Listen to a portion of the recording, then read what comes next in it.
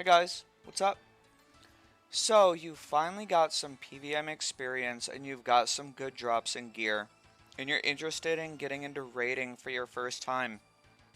But maybe you don't have a clan, or maybe you don't have a group of guys to go raiding with, but you're still interested in trying it out for your very first time. Well, that's where the Tombs of a Masket, or ToA, comes into play. And this is what a lot of people consider as the first raid, or the easiest raid to get into and start learning. And, that's fair. I think that this is really learner-friendly content. I think this is really solo-friendly content. And that's what we're going to kind of go over today. So I am going to be bringing pretty budget gear, really budget gear. It's about 300 mil. The full setup here is about 300 mil. And I'm not bringing any items from any other raids. So assuming you're an Iron Man or just on a really low budget, you could get all this gear for pretty cheap and without ever doing another raid before. So let's take a look at the gear real quick, right? So we got Bandos, and I got Prims, a Berserker Ring, Burrow's Gloves, Torture Amulet, just a regular Dragon Defender, Zamaraki and Hasta, and a Fire Cape. So most of this just comes from, God Wars Dungeon or Slayer, or some of it's just some quest stuff. Over here for range, we have Crystal and Bofa with an Assembler and more Zenite, and then over here we just got some Arims, Zamorak Cape, right, Trident of the Swamp, and the Occult Necklace. Down here we got a Blowpipe, Bandos Godsword, and just a Dragon Dagger, and we will be bringing Ancient Magics. For this, we're going to be making use of Ice Spells and Blood Spells. Yeah, so all this stuff, it just comes from, mid-level bosses like Zulra or God Wars Dungeon or maybe Burrows, and then, some questing in Slayer. Real quick, just as for the helm, you can really bring whatever. You can bring a face guard. I know a Serpentine helm is really nice here because it's going to help with poison and venom resistance. But inventory-wise, we're going to be bringing 6 restores. And because we're not bringing a Serpentine Helm, we are going to bring a Sandfuse Serum. This is going to be our for poison resistance. If you still don't have a Sandfuse Serum or any other type of poison resistance, you can just bring an Anti-Venom. Anti-Venom will work. And we're going to bring 8 Brews.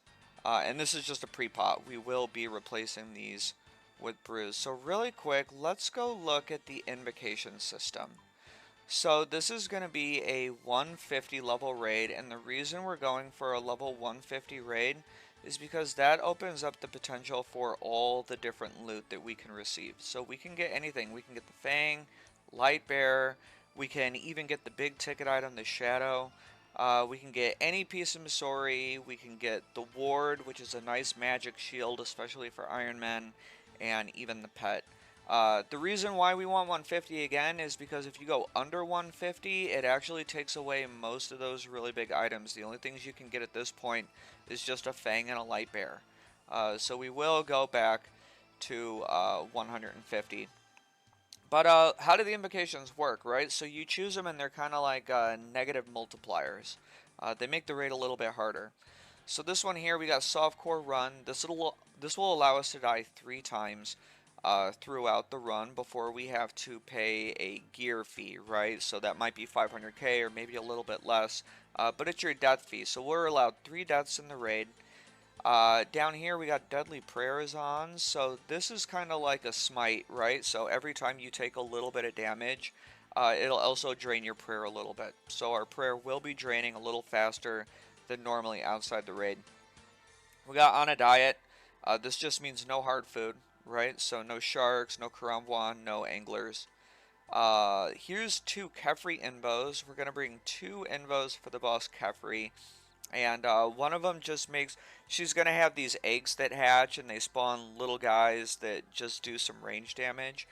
This will spawn a few more of those, but it won't be a big deal because we're praying range. And blowing mud, so she throws some mud or some dung or whatever across the field, and this means she'll just throw it a little more of it, but it won't be a big deal, so this is basically free. For the next boss, Zebak, the Croc, we got not just a head, so this is going to allow him to use blood magic. It'll do a little bit of chip damage to you, and it'll also heal the boss a little bit, but we'll just attack through it. It won't be a big deal.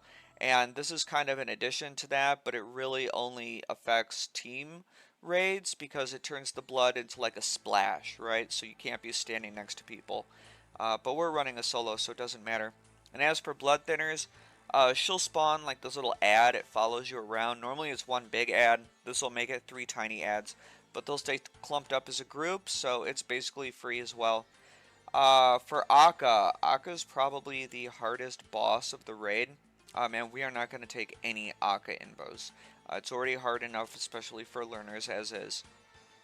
For the next boss, Baba, we have got to have faith, so this means that if an obelisk dies, it'll do a little extra damage. But hopefully that just isn't an issue, because we just have to kill the little monkey ads, and then none of the obelisks will die. Jungle Japes is when one of those monkeys spawns, it can throw a little banana on the ground. Just don't step on the banana, and if you do, it's not really a huge deal. Shaking things up, Baba uses a shockwave attack. This is just going to make it a little bit bigger. And then for the final boss, Wardens, it's going to be really easy. If we can make it to Wardens, we have it almost as easy as possible. So in Phase 1, he uses some special attacks. This Ancient Haste will just make him use them a little more often. So we'll see a couple more special attacks than normal.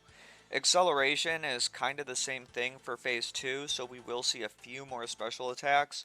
And Penetration means that if we get hit by a special attack, it'll do a little more damage, and I think it turns your prayers off as well.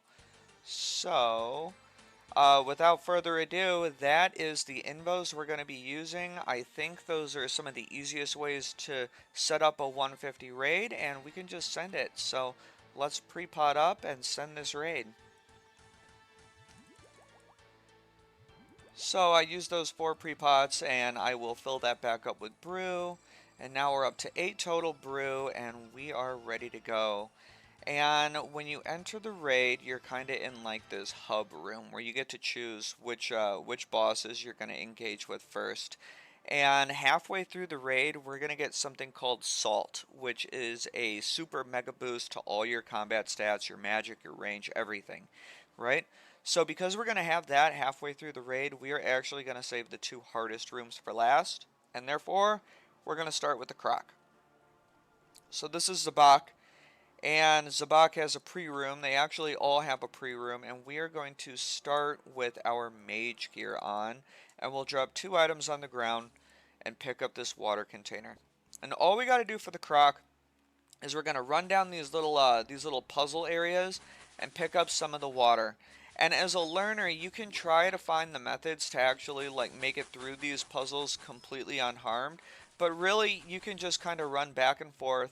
If you do get hit, you might have to make 3 trips instead of 2. You can see right here we've already filled the bar halfway with just 1 trip. It might take 2 if we get lucky. There's ways to always get 2. But we're just going to focus on just running back and forth, and if we get hit, we'll just do it a 3rd time. When these crocodiles spawn, they make their way to the tree, and they're going to start taking away some of the health that you gave to the tree. So it's good to just freeze those crocodiles down, and then we can just get back to running down and collecting water. Now you saw we got hit right there, and that's because we weren't following a specific pattern or a specific strategy for the tree. So you can see we dropped a little bit of water. We didn't get that full 200, and we're going to have to make that 3rd trip. So we'll freeze that croc so it doesn't drop it anymore, and we will run down here and get some more water. And this will finish the room as soon as we get back. Even if we get hit by something, we'll have more than enough water to finish.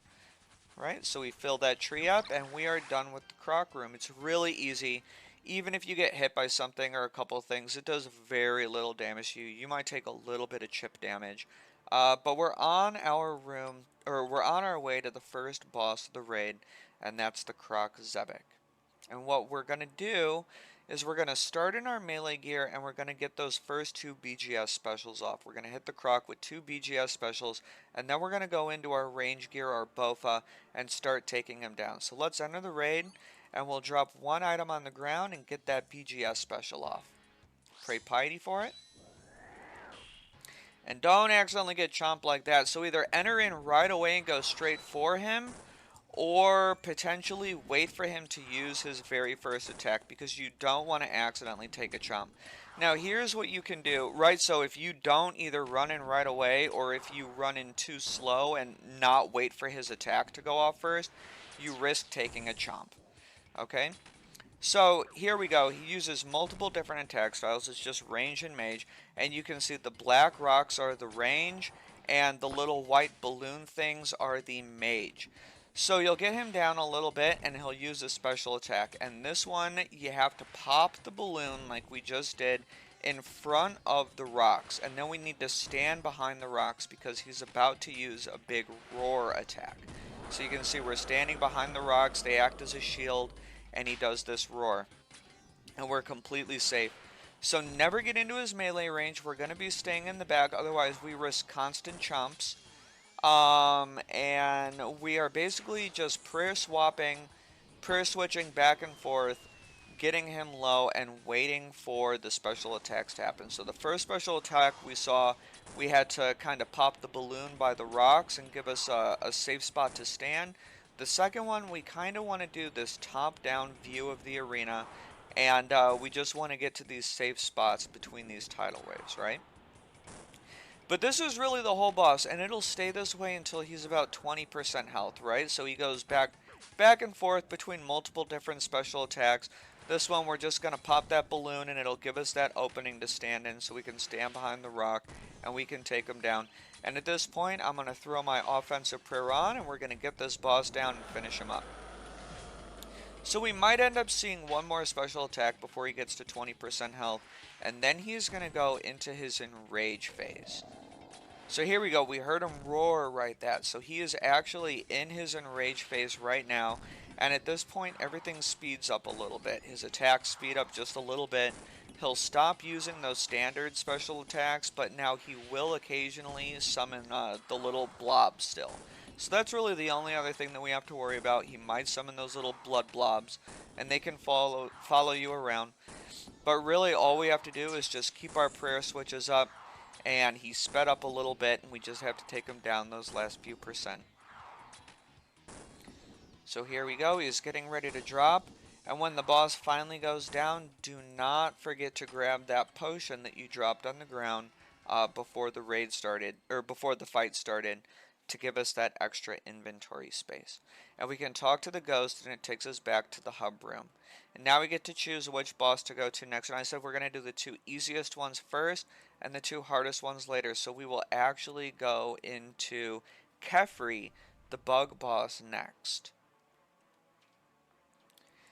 Alright, so assuming you're not using any plugins, and there is a really nice plugin specifically for the Kephri room, it's called Tombs of a Masket, but assuming you're not using any plugins, you can get the solutions to these puzzles from the wiki, or I'm going to show you how to just naturally solve the puzzles. And if you decide to go for the plugin, it actually makes this room really nice. It's really convenient.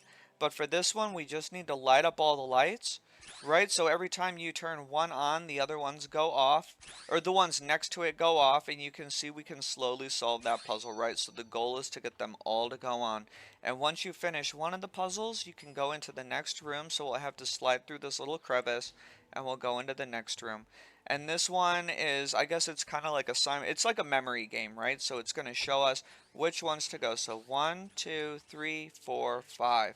So we just got to hit all 5 of those, right? 1, 2, and you can skip over tiles, right? If you move 2 tiles at a time, you can actually skip over a tile like I just did there, and we solve that puzzle, right? So you only have to solve 2 of the puzzles. You don't have to solve all 4 of them. You can just solve 2. And when we get to the last one, it's kind of a memory game. So we got a star right there, and now we're looking for the other stars. We got knives, we're looking for star. Right, there's boot, and here's star. So we got a star, and we remember that that one is boot, so we can find that boot really quick. And there's the boot. And now we just got to finish these last few. So there's diamond. I don't remember which one is diamond. I think this one's diamond. But basically, the puzzle is not too bad, right? And the plugin makes this really, really easy. So if you're just using memory, you can do it this way. You can always download the plugin. The plugin makes this room really simple as well. But yeah, that's the Kephri puzzle. And I do recommend getting the Tombs of a Masket plugin. So we're at Kephri. And Kephri we're going to be killing with our melee gear, and our weapon needs to be on stab. So we have a stab weapon, right? And if you have a Void Waker, or if you have claws, or even just a Fang, you can use those specs on this boss, but defense reduction isn't gonna work that great. So we can just go in, and I guess we can spec with the Bando's Godsword, but we really don't have a good spec weapon for this boss unless you're bringing a Fang or a Void Waker or claws or something like that. So let's just send it. And what we want to do when Kephri starts is we want to make our way over to a corner.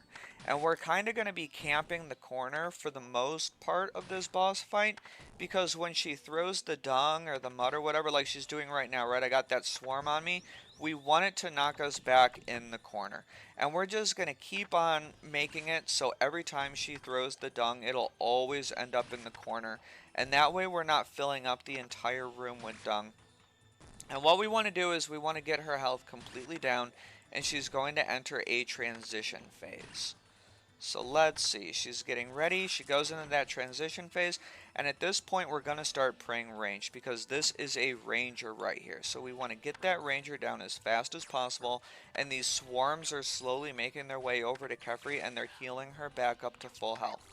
So at this point the ranger's down, and we can either melee these guys down and maybe do a little bit, but meleeing the swarms isn't going to do too much, and she's going to heal back most of her health. What you really want to do at this point, if you don't want her to heal too much health back, is you can actually bust out your blowpipe.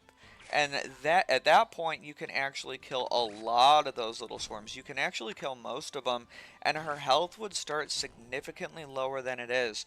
But just for learning purposes, we can just focus on killing the mobs, right? Killing the big beetles that show up, and we will just, we can just deal with her full health as is. If you really want the second phase to go a little bit quicker, you can actually kind of ignore the ranger beetle and focus on either blowpiping, but we're getting toward a little slightly higher level mechanics, and if we're just doing the raid for the very first time, I recommend just focusing on the big beetles when they spawn and taking them down, and then just getting ready for the boss to get back. You can take down some of those beetles with melee, but it really doesn't do too much. But she's getting ready to transition into her second transition phase. And the second transition phase, with the specific invos we're taking, she's going to spawn two different kind of beetles. So we're not going to see the ranger anymore. Now we're going to see a meleeer and a major, and we're going to figure out how to deal with those. So when the meleeer and major spawn, we're going to throw our melee prayer on, because that meleeer hits like a truck, and we want to nuke down the ranger as fast as possible, right? Because you can actually, the major is charging up a giant nuke attack. That's what the major is actually doing, and if you don't kill it fast enough or get it to transition, it'll actually fly across the room. We actually got really good RNG on that major right there, and killed it pretty quickly. But if you can get its health down to about half or so, it might actually fly to a different area of the room. And at that point, you still want to be focused on that major and take the major down. It needs to go down as your absolute top priority. But at this point, we're on the third phase of the fight, and it's exactly the same as the first two phases. We just need to take down Kephri and keep hanging out near the corner, right? Because we want to keep all that mud in the corner. And we're waiting for the boss to go down. So when the boss goes down, I want to talk about this before we get there, because as soon as her health bar is completely depleted, she's actually immediately going to throw mud at you. And it is actually possible where, if she's currently charging up a mud attack like she is right now, right? She's about to use mud. There it is, she hits us. If she is charging up a mud attack and you transition her at the exact same time, you can actually get double slapped by the mud, and it can push you into some really crazy locations. It can push you into even unescapable locations, right? And you might be completely trapped, and you don't want that to happen. So be careful in this phase of the fight when you're actually getting ready to transition her, and she's getting very close now. She's almost down, and it looks like we're probably not going to have to worry about that unless we end up noodling. But you can see right there, as soon as her health hit 0, she did an immediate poop attack, and you don't want to get hit by a double. You don't want to get hit by 2 in a row. But yeah, we're taking her down, and we're actually entering the halfway point of the raid. We're getting really close to the halfway point of the raid. And when we reach that halfway point, we are actually going to be able to get an entire new set of supplies. So let's look at the kind of supplies we got right now. We're doing really good, but it doesn't necessarily always go that way, and sometimes we use more supplies than other times, right? So when we get back to the main hub room, we're actually going to see that there is a helpful spirit right here, and he's going to give us some new supplies. So let's look at what he has to offer. And this time, if we're running low on supplies, if we are running low on supplies, we can consider taking chaos, because it's going to give us salts, and it's also going to replenish some of our supplies. If you're doing super good on supplies like I am right here, you can actually take power. But for the sake of learning, let's actually assume that we're a little low on supplies, and we're going to end up taking chaos. And I do recommend taking chaos if you're struggling with your supplies when you're first learning. And for those of you who actually have a lot of supplies left, if you decide that you want to bank some of them, you can actually send them right here in this little store chest, and it sends them straight to your bank.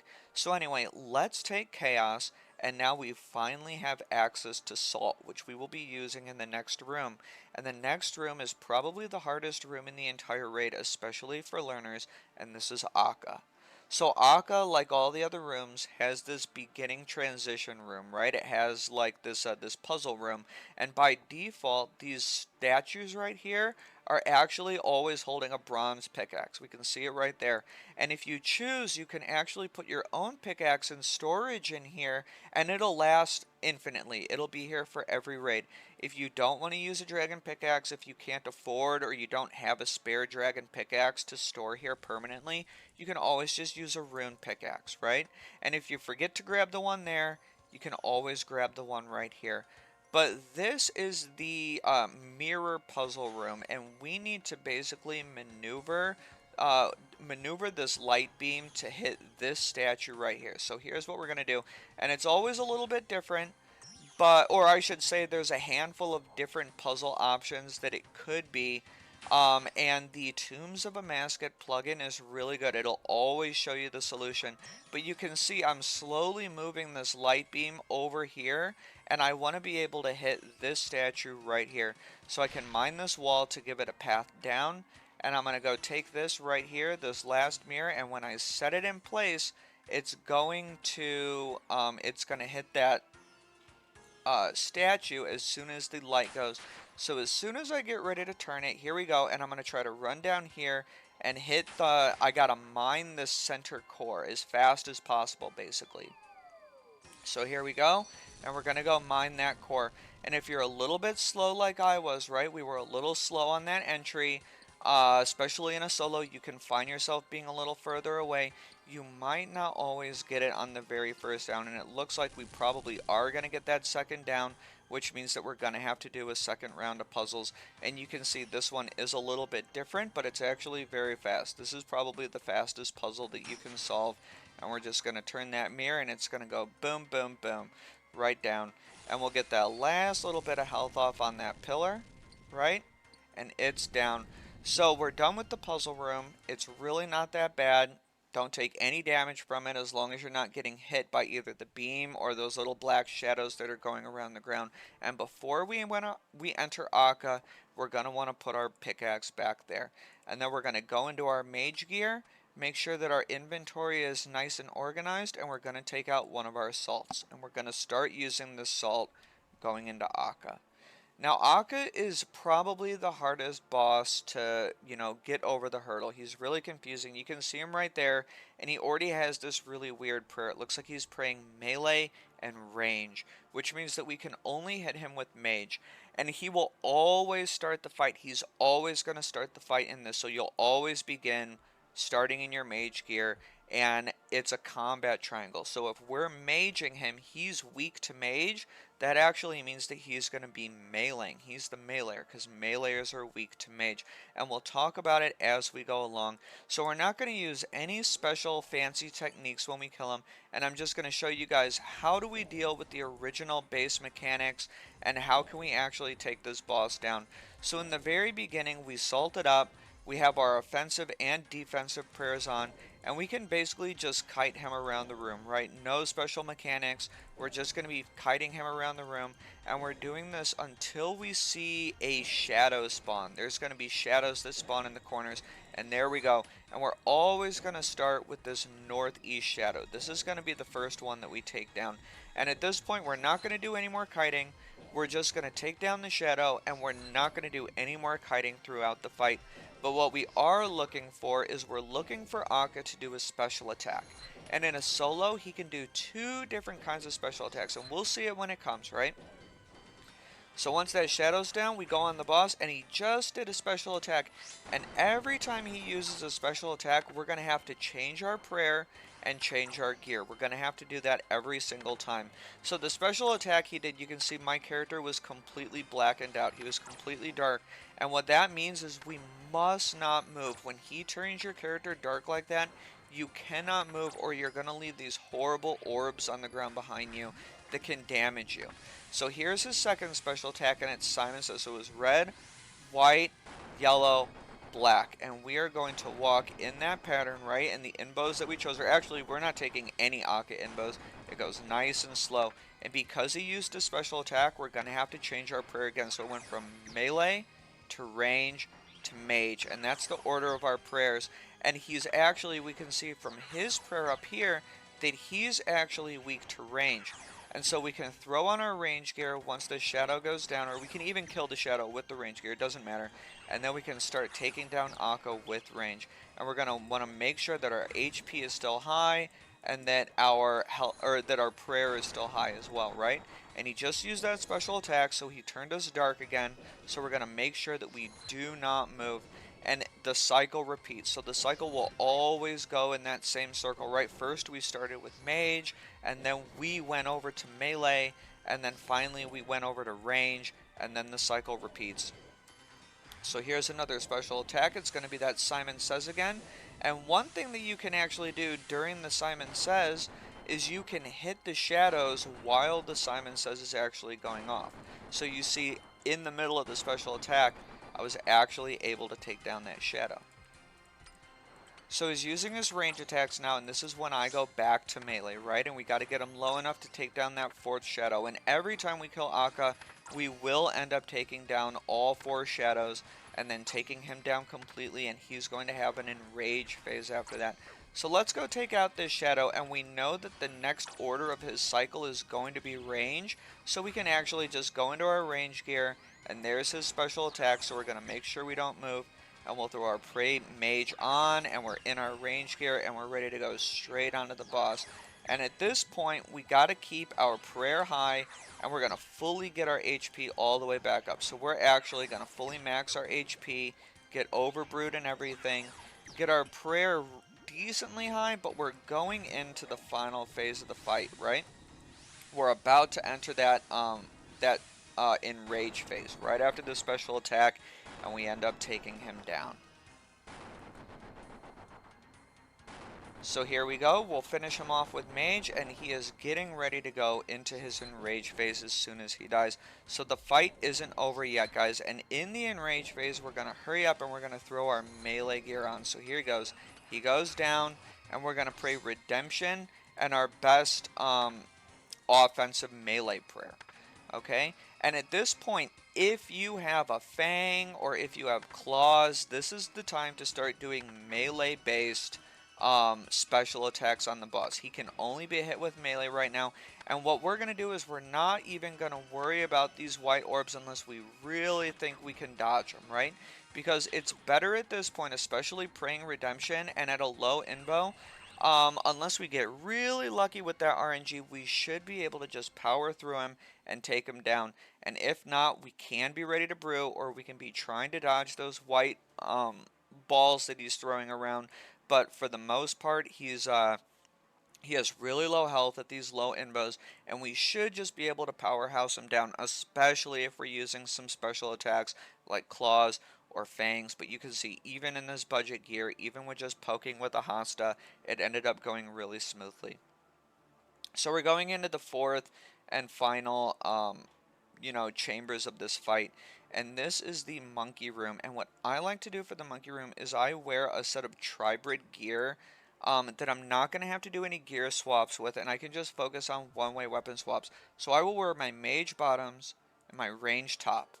And I'll wear my mage necklace and my range cape. And at this point, I look a little goofy right now, but I can just do one-way weapon swaps, and that's going to get me through this entire room right here. So let's see, I'm going to grab one of these green potions, and I'm going to grab one of these hammers right here, and I'm going to make sure that I have an empty inventory slot. So I'll drop this little one doser on the ground, and we're going to enter Baba's monkey room. And what we want to do is every one of these monkeys has a specific color associated with it. So it's going to start, let's see, I think we will get some red monkeys, and they are meleeers, and they are weak to magic. So we can take down these little melee monkeys like that, and when we see these skulls pop up for vents, we're going to go on the vents and click the little green vial that we picked up. Now we can be swapping our prayer, right? So the green one is a ranger and we kill it with melee, and the blue one is a major and we kill it with range. So they're weak to the, it's all combat triangle again, right? Now this one, it looks a little funky. This is called the Shaman. And what he does is he spawns reinforcements. So where'd this little blue meleeer come from?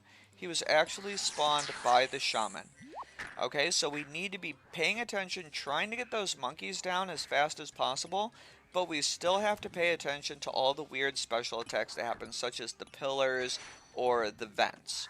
Right? And those will be the only two special attacks that we have to deal with when we're actually running solos.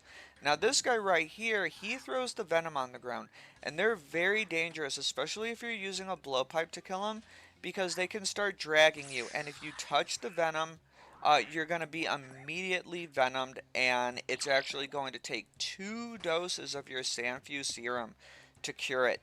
And even after you cure it and you get the supposed immunity from the Sandfuse serum, if you step in the poison again, you will actually get venomed all over again. So it's very important to go slow and steady and not be running through or pathing through the venom. Okay? Now, when we have a cluster of meleeers on us, right, and you can see we actually have a nice big cluster coming toward us right now, we can actually take advantage of that and blood barrage the entire clump and get our health back up significantly. So it's really convenient to use these clusters of meleeers that'll end up getting on you and use that to your advantage as a way to heal. So now we're not actually wasting our potions and supplies, we can heal directly off the mobs that spawn naturally, right? But like I said, so the rangers we kill with the melee, and these poison guys, I killed one of them with the blowpipe, but you're actually a lot safer if you kill them with mage. Because mage has a longer range than your blowpipe does, right? And you can see right here with the venom, what you actually can do. I'll actually show it off in just a sec. Here's what you can do, right? You can run 2 steps directly over venom. Let me give a better example of that. So if you have venom, you can actually run over it like this, right? And you will not be hit by the venom. So don't path directly on the venom, but you can kind of run through it like that if you know that you're going to run directly over it like this, right? So you won't get venomed if you actually run over it like that. But otherwise, we're almost done with the monkey room. We'll just take down these mobs. We're going to have to take down these shamans, otherwise they will keep spawning more and more mobs as time goes on. And we don't need that, and we're getting really close to finishing the room. And because our HP is high, we don't need to do this barrage, but we can do it just to keep ourselves at full HP. And that was the full monkey room. So it's really nice when you're just doing one-way switches and you can stay calm. You don't need to rush to go and get things, right? As long as you're praying. And Pray Mage is really good for this room. But yeah, that's the monkey room.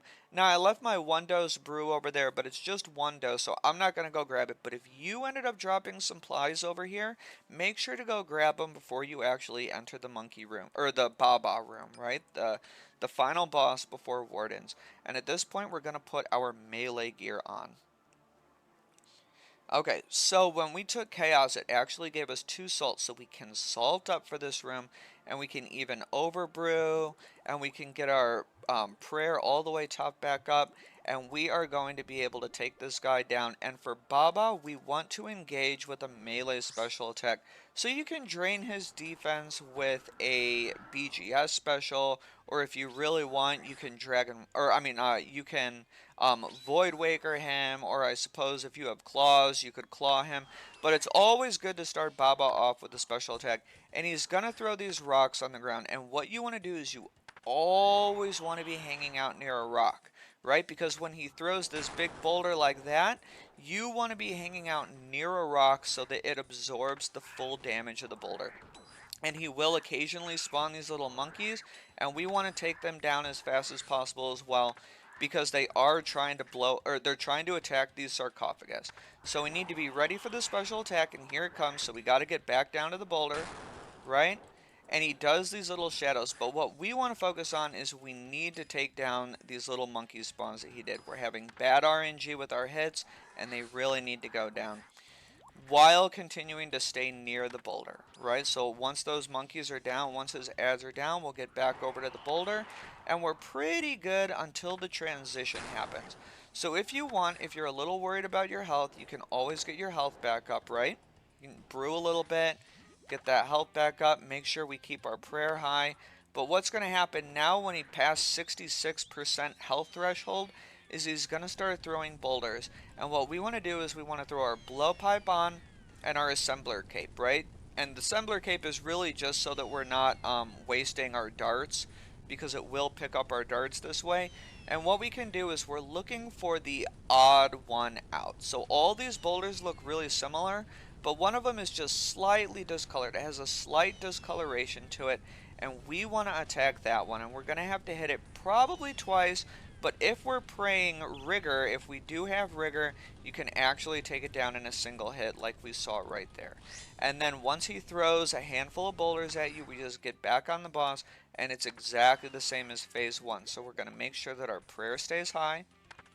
We're going to stay near the boulder. We got to make sure that we stand near that boulder. And other than that, we're just going to take down the boss.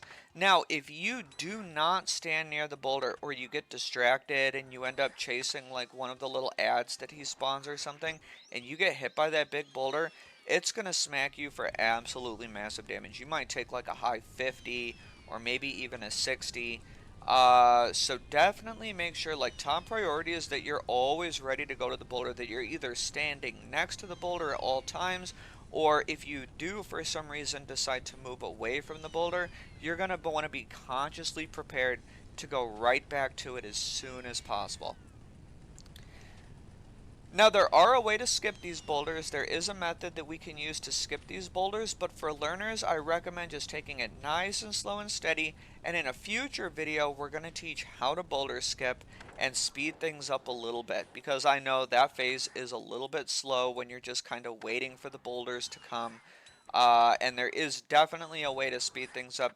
So Baba's really low right now. He's only got 100 health, and at this point, we have a choice. We can either go after the little monkey spawns that he made, or we can just try to nuke down the boss. And I think what we're going to do is we're just going to try to nuke down the boss. Because if they do destroy a sarcophagus like that, if they do happen to destroy a sarcophagus, they will start spitting lava at random intervals. But the boss was so close to dying that it wasn't really a problem for us, and we were able to just powerhouse through it and take the boss down. And we are actually ready to go into Wardens, the final boss of ToA. So let's throw some of these half-finished potions back into the bank and talk to the ghost and see what it has to offer us. And since we know that when we took Chaos earlier and it actually already gave us some salts, we can take those salts back out. We know we got salts, and what we're going to want now at this point is ambrosia. We're going to want life. So we're definitely going to take life, and it's no question about it, because these ambrosias that I just took out are a 2-dose one click, full heal. It will completely heal your health. It will completely heal your prayer. And these ambrosias are extremely overpowered, and having 4 doses of them for the final fight, I mean, you're going to be unbeatable, guys. Nothing's going to take you down. It's the best last minute, last second emergency heal in the entire game, and it's super OP. So let's go on and see Wardens.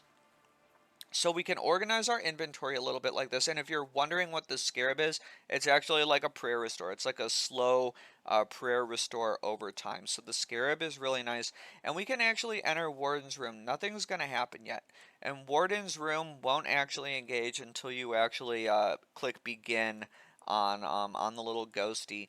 But what we're going to do is once this fight starts, once the obelisk once the fight starts, we're going to want to stand right here. We're always going to want to stand on this left side of the obelisk, or I guess that's technically the east side of the obelisk, right? So we're going to want to stand right here, and let's talk about it as we go. So we're going to use one Bando's Godsword special attack, and hopefully it hits, but after that, we're just going to go straight into range. So there's our Bando's Godsword special attack, and we're going to stand here tanking these little orbs until our health gets to 66. We're going to move as soon as we hit 66, and there we go, we move.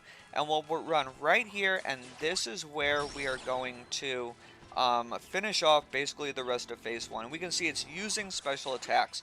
And the reason that we tanked those couple of hits over here and we got our HP a little bit low is because what it's actually doing is it's offsetting these special attacks.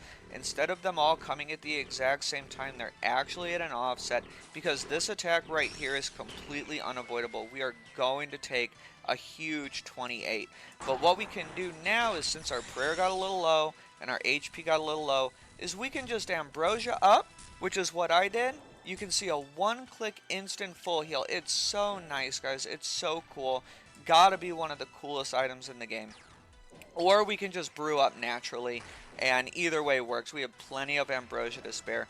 Now what he's doing is he's throwing mage attacks at me, and what we see right there is a range attack. And I like to stand on this tile and watch this laser. As soon as it hits that blue tile, I'm going to click to move. And as soon as it hits this tile right here, I'm going to click to move again. And that will actually avoid the laser special attack 100% of the time if you do that. You want to click on the tile after the laser actually touches the tile. Okay, so when the boss goes down, it's actually entering it's entering this core phase, and this is what the DDS is for, right? So we're able to get a good couple DDS hits off on it, and then we can switch back into our main weapon and poke it down until the phase ends, right? And once we just did that, we're going to go back into our main set of range gear. This time we're going to use our Bofa. So we started with mage, and then when he gets up for the first time or the second time, we're going to start using range, and it'll go back and forth. So we can see he's using special attacks, and this time he threw a bomb. And when they throw bombs, you have two choices. You can stand directly next to the shadow, which is what we're doing, or you can get very far away from it, which is what we did right there. But both of those options will work, so you can either stand immediately next to the shadow or try and get as far away from the shadow as possible. And like I said, both options will work. So the boss is getting pretty low, but we are going to be entering what's called a 3 down. So this is going to be a 3 down phase, and we will go back into our mage gear, right? So when he starts getting low, he'll throw that black kind of ghosty at us, which is what he did right there. And when he throws the little black ghosty, you need to just walk a tile away. You do not want to get hit by the little black ghosty, otherwise it will freeze you in place. So see, we just got out of the way, and now we're waiting for it to hit right there, and we run over.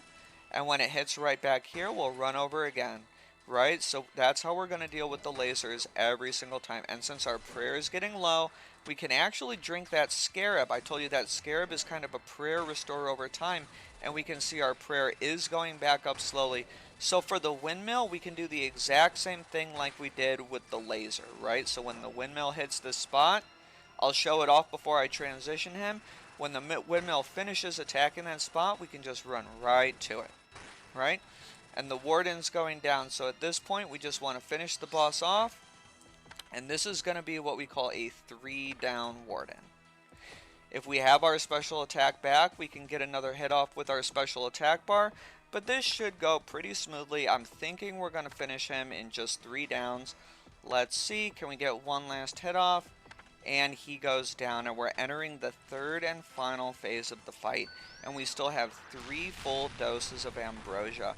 So the reason why we took the Warden invocations that we did is so that when we make it to this third and final phase of the final boss fight, it's very easy.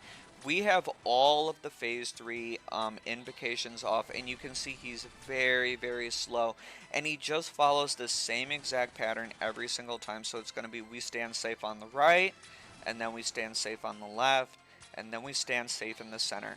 And unless you have insanity on, which we do not have insanity on, and we'll talk about that in a future video, it will always start safe spots being right, left, center.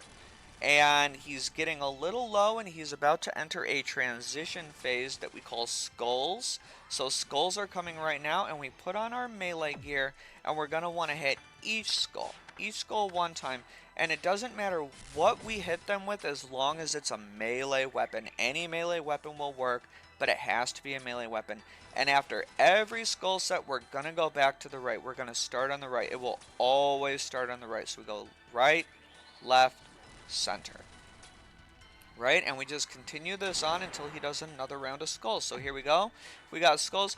Now you can see I'm actually attacking these skulls really fast. That was a fast and efficient skull phase, but we do not need to be so efficient as that, and we will show off how slow can we actually go in just this next phase coming up right here. So as the phase goes on, he starts using attacks from other bosses in the raid, and we can see that Zebak, the crocodile, is using his own special attacks over here. So we now need to be swapping our prayers between mage and range, as we did with that very first boss of the raid, Zebak, right? So there's that little mage orb, we swap to mage, and mage orb again. So we have to be keeping our eye on this left side of the field, because we know these are going to be coming non-stop constantly until the fight is over. So let's look and see how much time can we actually take. Can we lag? Can we go slow? So now we're not going efficiently at all, right? And we have plenty of time to spare. So we do not need to be tick perfect with those with the skulls. We want to be quick, because if we go way too slow, we're just going to take a massive wombo combo hit. I don't know how much it hits. It could hit without insanity. It might still hit in the 70s or 80s. But it is a huge hit, and you do not want to get hit by that. But luckily, we have plenty of leeway and plenty of leniency with the skulls when we don't have insanity on.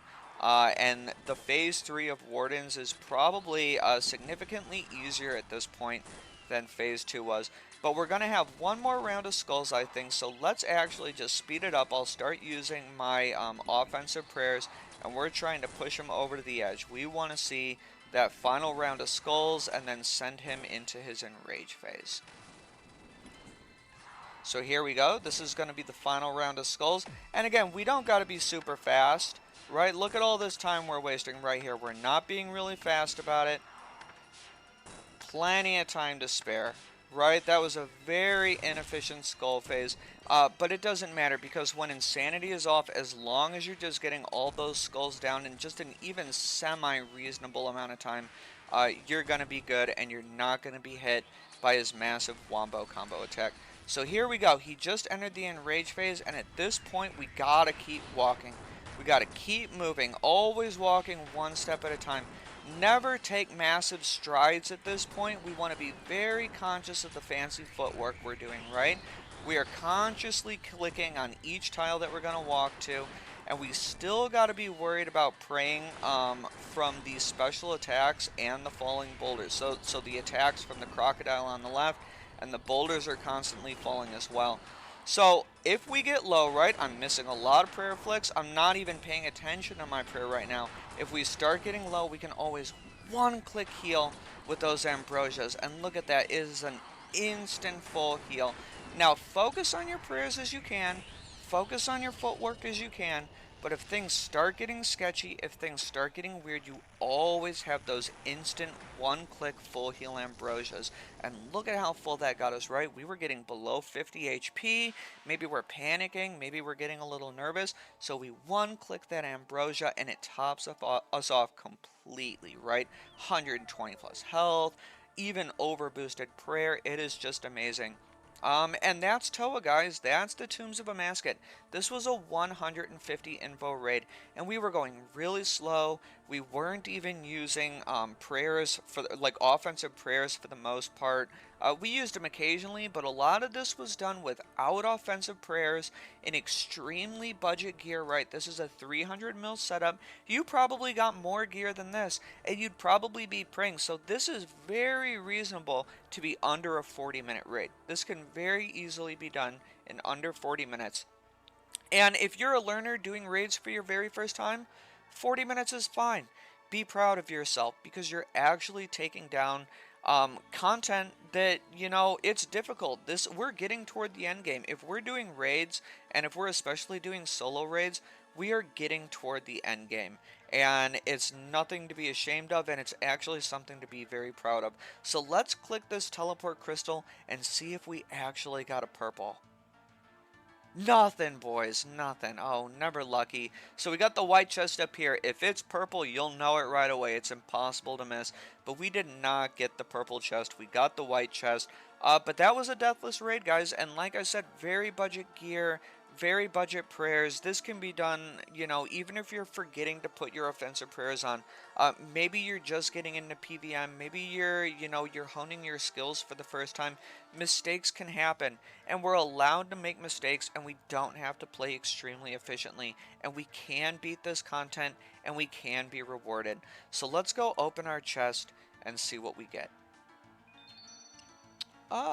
Not too bad. This is a 500k chest, so we can send that straight to the bank. We got a nice 500k chest, and we got our early ToA KCs under our belt. So we're doing a great job, guys. I hope you had fun. I hope you enjoyed this guide. I hope that you decide to start giving ToA a shot and realizing we don't need super amazing gear. We don't even need the Fang to be able to get into ToA for our first time, and we can do this with gear that we just got from, you know, some simple mid-level bosses like God War's Dungeon, Gauntlet, or Zora, right? So anyway, that's it. I hope you had fun. Next time we're going to be sending 300s, and we will be using a Fang. So work on getting those Fangs, guys. Good luck on your accounts. Good luck on your Iron Men. And when you're ready to step up your game, beyond even this, we are going to do a 300 budget build guide next. We will have a Fang, but we will not be using Shadow. We will not be using T-Bow, and we will have actually a very similar gear setup to what we're using right now, mostly with the addition of a Fang, and those will be 300 expert mode ToA raids. So anyway, I'll see you guys in the next one. Have fun. Peace out, boys.